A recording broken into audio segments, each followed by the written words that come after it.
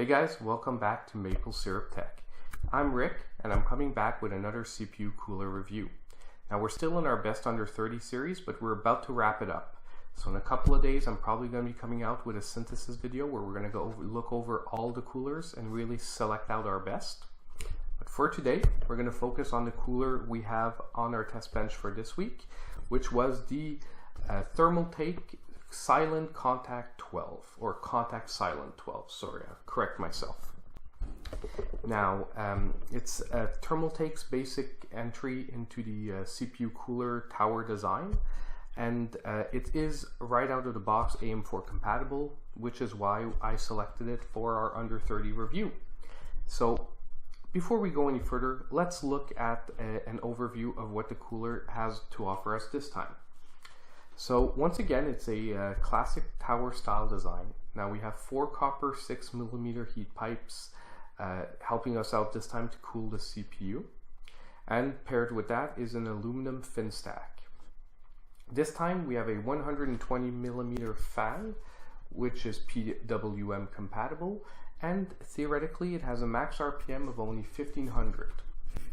The dimensions this time around on the cooler are 153mm high by 127mm wide and 75.3mm deep.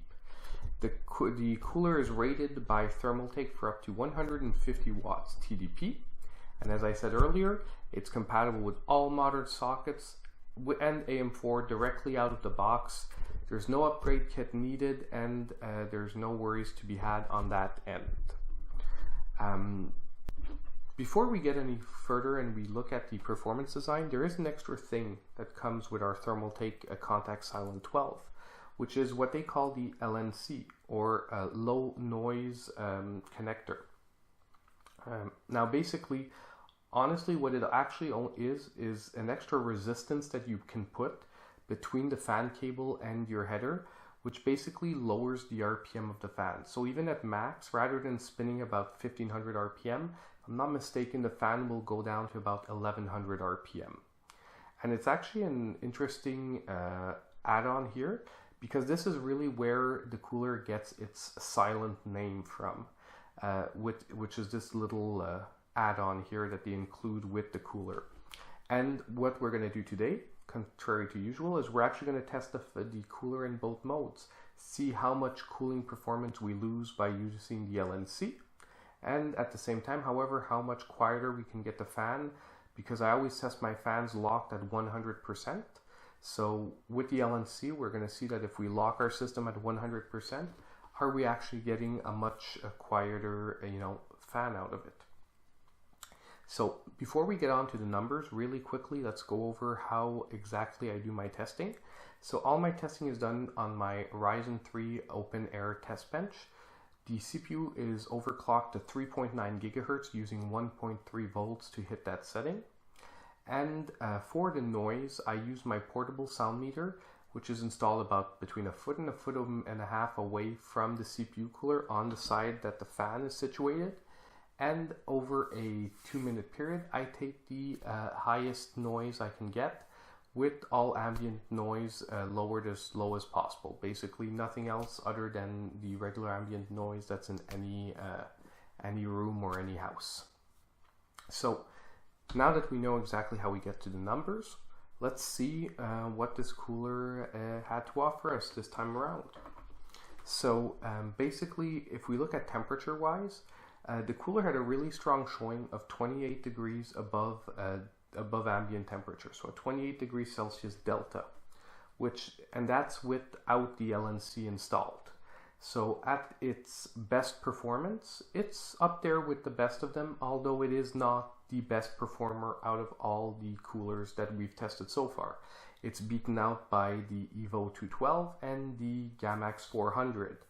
But at the same time, we're not talking about a big difference. With the LNC installed, as you can see on the same graph, we only lost 1 degree Celsius. So we were at 29 ambient, which is actually less than I thought it would. I mean, it's less of a difference than I thought there'd be. I thought we'd lose at least 2 or 3 degrees at these temperatures. But so the LNC overall doesn't cut too much into the performance of this cooler. Now let's look at the noise difference, because this is where we got a really nice surprise from this cooler. So basically right here in the next graph that you should see in front of you right now, with the fan at 100% without the LNC, we were at 44 decibels, which is still amongst some of the quieter coolers that we've tested, but was far from being the coolest we had. With the LNC installed, however, this cooler smashed all the others quiet in noise performance by hitting a low of 37 decibels. I mean, you cannot hear this fan unless you really strain to hear it with the LNC installed, which was a really, really nice surprise this time around. So if you're looking for a quiet installation, this cooler with the LNC, you don't lose too much performance, and the noise is actually pretty good. Now, let's take a quick look at the conclusion, see, you know, where should we fit this cooler in? Can we recommend it? What should we do? Number one, the mounting system is interesting because at least this one allows us to set it with AM4 in a horizontal direction, so it fits pretty nice with the case designs, as well as the mounting system being identical to the whole Deepcool Gamax series. So if ever you guys are not too sure or you're having difficulty installing it, you can watch one of my videos that I'll try to link down below, which makes it really easy to install these coolers and not put any strain on the CPU, because sometimes these brackets can be pretty tough and it can be you know, pretty much of a hassle trying to install this on a CPU. You can have to use a lot of pressure. But overall, I was really impressed by this cooler. It's maybe not the top performance-wise, but it put a really strong showing, and the LNC was a really good idea where someone who doesn't mind sacrificing a degree or two of performance can get a really quiet cooler out of it. So for a cooler with Silent in the name, it's really nice to see that they delivered on their promise. So honestly, if you're building a Ryzen 7 or a you know, i7 series, you don't want to put more than 30 bucks on your cooler, but you want to get, you know, some of the best performance you can get out of it. We're going to make a synthesis, but this is one of the coolers I say you should strongly look at. The Thermaltake Contac Silent 12 is a very strong contender, especially at the under $30 market. Of course, if we compare it to more expensive coolers like $50 coolers, it'll eventually get blown out of the water performance-wise, but performance and silence is a great combo, and honestly, it's really hard to find something bad to say about this, other than the fact that it didn't have the best performance of the coolers we've tested so far. So honestly, very pleasant surprise, and I was really happy to finish up with this cooler, especially after our last review on the Ryzen Eidos, which really disappointed me on the other end. I was really happy to end our $30 series on a cooler that was really decent. So we're going to be getting to a synthesis video in a couple of days, where we're going to look over all the coolers we've reviewed since the beginning. But for any of you who've been following the series, you'll have a pretty good idea of which ones are going to be at the top already. If not, please tune into the next video. It'll be a lot of fun. So other than that, as usual, Patreon link is down below. Likes and subscribes are always appreciated. They do help out the channel a lot.